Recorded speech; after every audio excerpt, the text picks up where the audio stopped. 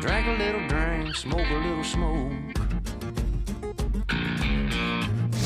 So here's an interesting topic that the RE source has never touched on. Race. Now today's show has been rolling around in my head for quite some time now, and I wasn't quite sure how to approach this topic with you, as I'm not a person of color unless you consider transparent a color.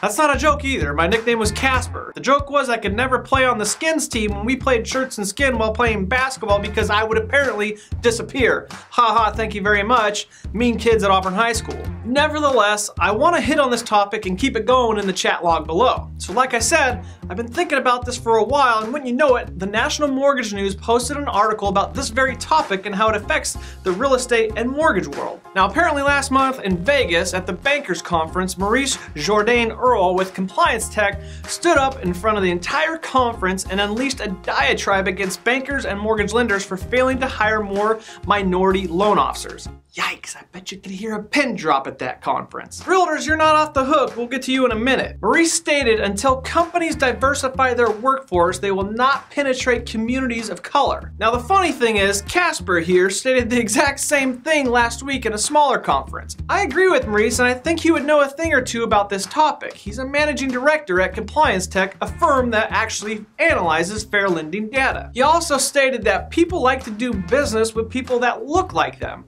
To prove his point about diversity, or the lack thereof, he had the massive group of bankers and mortgage lenders take a look around, and apparently it looked like a sea of salt with a few specks of pepper. Now the article also stated in 2013 that blacks and Hispanics were turned down for home loans at nearly 3 times the rate of white borrowers. Now I'm not sure if they're saying that this was due to foul play, but I'm guessing this is the reason why they stated this in the article, and while I agree with Maurice, I'm not ready to say that lenders are denying folks solely off of color or race. And maybe I'm just naive to the topic, but I do know lenders, and the one color they do care about is green. I don't think they really care if you're black, white, Hispanic, or Asian.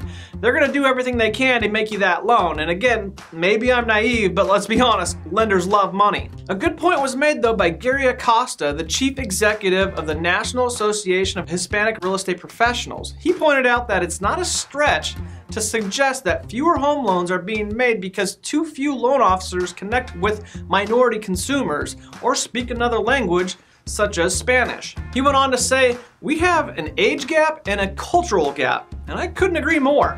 Hispanics and millennials make up the fastest growing segment of potential home buyers, yet the professionals who originate these loans and sell these homes, mortgage bankers, loan originators, and real estate agents, are mostly white and over the age of 50. As we'll talk about in part 2 of the Millennial Show, if you want to reach millennials, adding a millennial to your team, not a bad idea.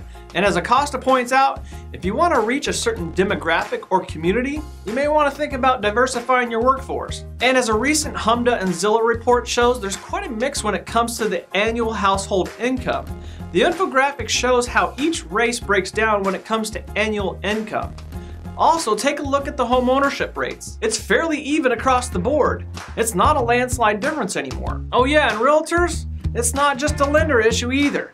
NAR reports that just 6% of realtors are Hispanic, 4% are black, and 4% are Asian, while 85% are white. Also, 72% are over the age of 50, so there's always that. As Acosta said, there's a growing disconnect between the demographic makeup of the folks in the industry and the consumers. I agree, and I think this is something we really need to talk about as an industry. CEOs, team leaders, branch managers, realtors, lenders, maybe this is something we can talk about in our meetings to come. RE Source Nation, what are your guys' thoughts on the matter? Let us know down below, and we will see you next week.